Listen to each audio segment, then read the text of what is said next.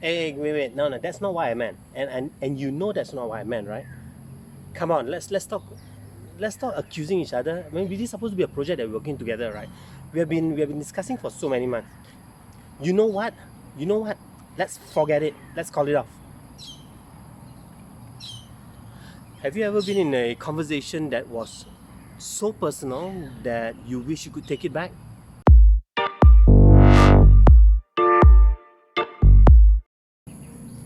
Have you been in a situation where you regretted the outcome because you took it very personally?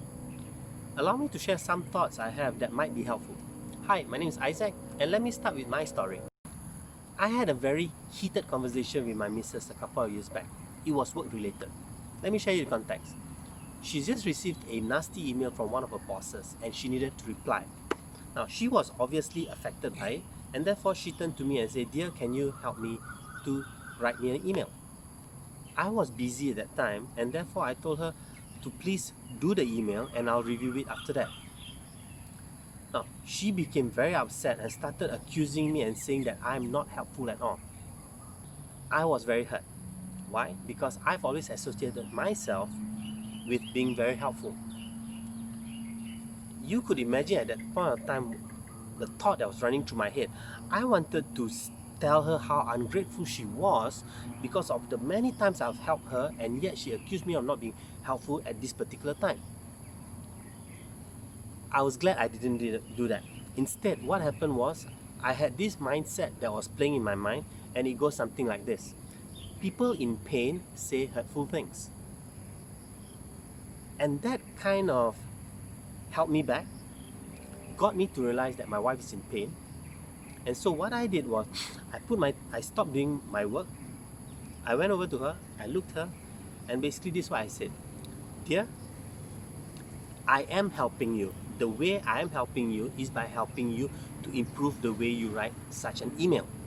If I did the email for you, you would need to come back to me over and over again. But if I can use this opportunity to help you improve your email, you can do it on your own in the future." Now, she was obviously not happy, but she started working on the email. Long story short, we worked on the few revisions on the email, and it was done.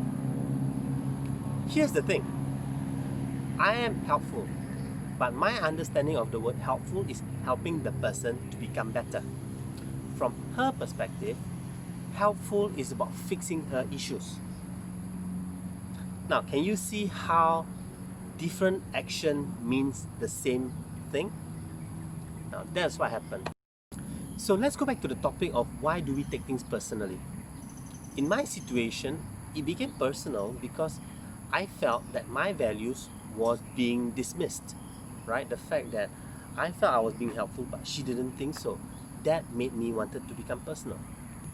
So let me share with you something interesting about the brain that has helped me manage the way I deal with people so I don't become personal.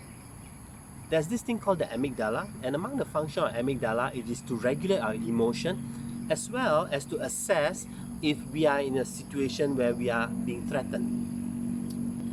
If we are being threatened, then what the amygdala does is get our entire system into a fight mode so that we are able to neutralize the threat. Makes sense, right? There are three levels of threat. There's the physical threat, there's the emotional threat, and there's the psychological threat. In a situation where we take things personally, most of the time it is the emotional and psychological part of us that is under threat. When we talk about emotion, it's usually linked to our values. So in my story just now, when my wife said I wasn't helpful, I felt that my value is being stepped on, which is why the natural tendency is to fight back, is to say how ungrateful she is. And that happens to all of us. The psychological part of threat is a threat to our belief system, what we believe about things, right? So let me give you a workplace example. It's a bit of extreme, but let me give you a workplace example and see whether it relates to you. Let's say you're a leader in an organization, but you believe that the organization's job is to maximize and take advantage of her employee.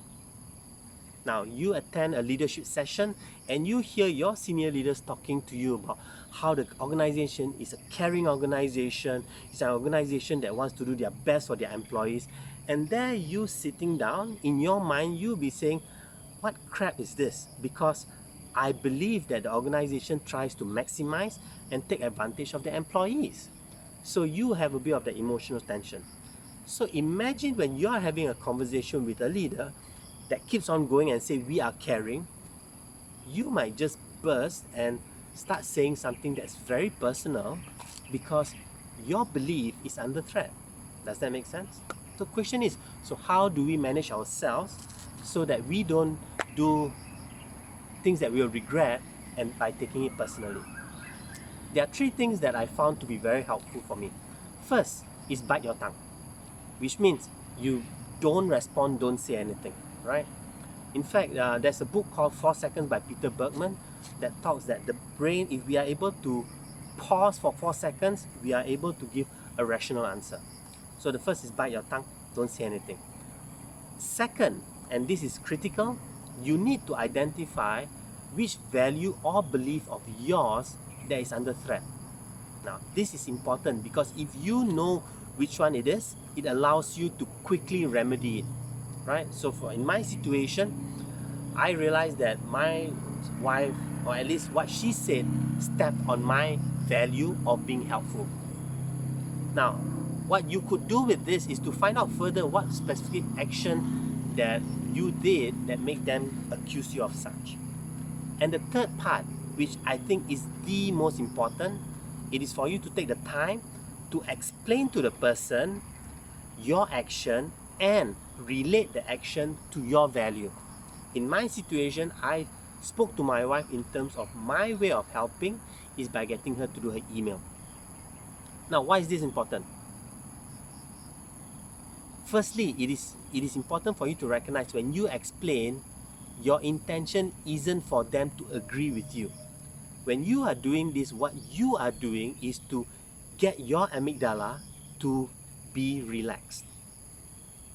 If you are able to do that, it allows you to get back into the rational zone so you're able to achieve the outcome that you want.